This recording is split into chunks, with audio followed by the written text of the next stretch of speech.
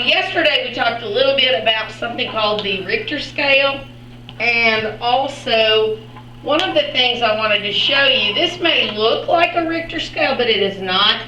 There is another scale that is used to describe how damaging an earthquake is to the area where the earthquake occurred, and it's called the Modified Mercalli scale.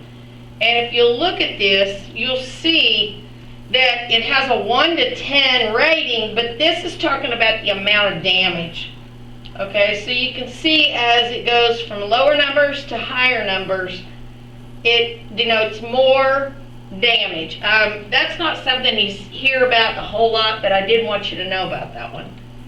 All right, now, kind of told you yesterday that scientists quit using the Richter scale probably, 40 years ago.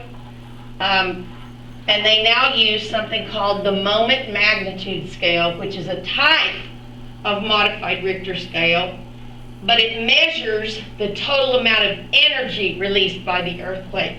It doesn't have anything to do with the height of an amplitude on a seismogram, which is basically how the Richter scale was developed. One thing that you can see is that as the earthquake's values, magnitudes get higher, the higher the number, by far the greater the energy that is released. All right, so here are a few terms that we also will hear a lot when we're studying earthquakes. Aftershock, you hear that a lot. It's a smaller earthquake that follows a more powerful earthquake in the same area.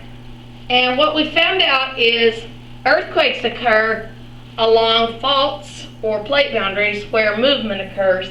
And when you relieve the stress in one part of a fault, most of the time it loads it up in another part of the fault. And it's kind of like a domino effect. You'll get an earthquake and then a series of aftershocks as that stress is released in different parts of the fault. Liquefaction, this is your definition for number 9, is a process in which shaking of the ground causes soil to act like a liquid. And I have 2 video clips that you're going to get to see. If you're in class, we'll watch them together, and if you're at home, the video links are on the science event. Be for sure to watch them.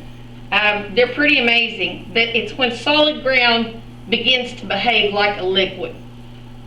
And then finally, by this time, you've seen the video, the Japan's killer quake, and you know what a tsunami is. It's a water wave that is triggered by an earthquake on the ocean floor.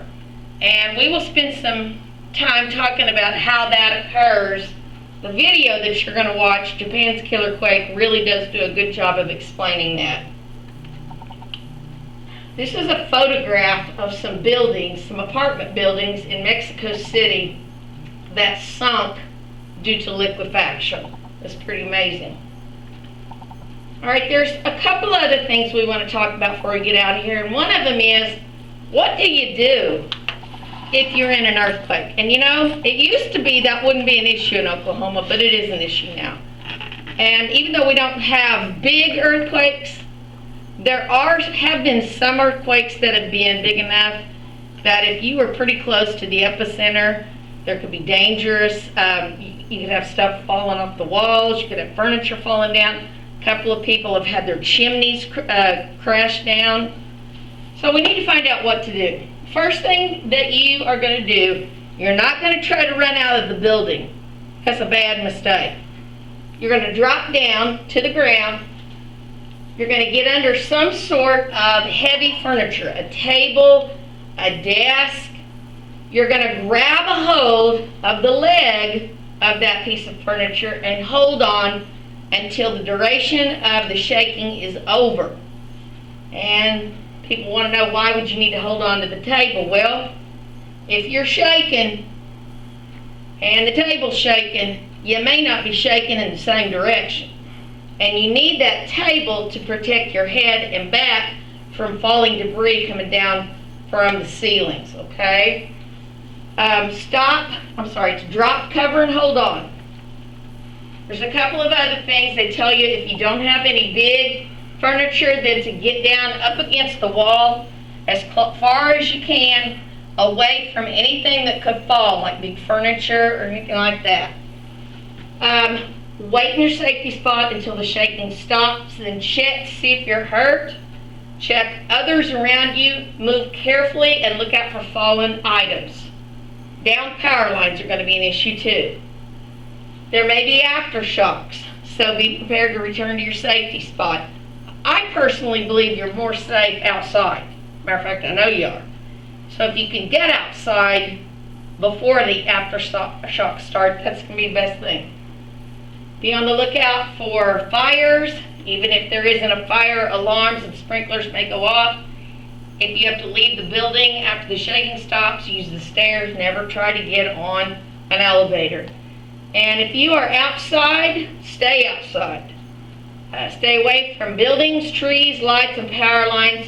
You may need to crouch down and cover your head if you're in a city where there's a possibility of structural damage. Okay, and I did want to show you some pictures. These are some just photographs of results of pretty good sized earthquakes. This is from the 1989 Loma Prieta earthquake in California. This is the 1964 Anchorage, Alaska earthquake. This is the this was like their main street. This was another photograph from the 64 earthquake in Alaska. You can see entire neighborhoods began to slide down into the bay. And this you'll recognize from our video we watched the other day. This is the tsunami that scaled the 30-foot seawall in Japan. And here's another picture of this tsunami coming in. That's pretty scary. People were up in high ground when they took pictures of this. And this was a photograph taken from a helicopter of the big tsunami as it moved inland. And that is it for today.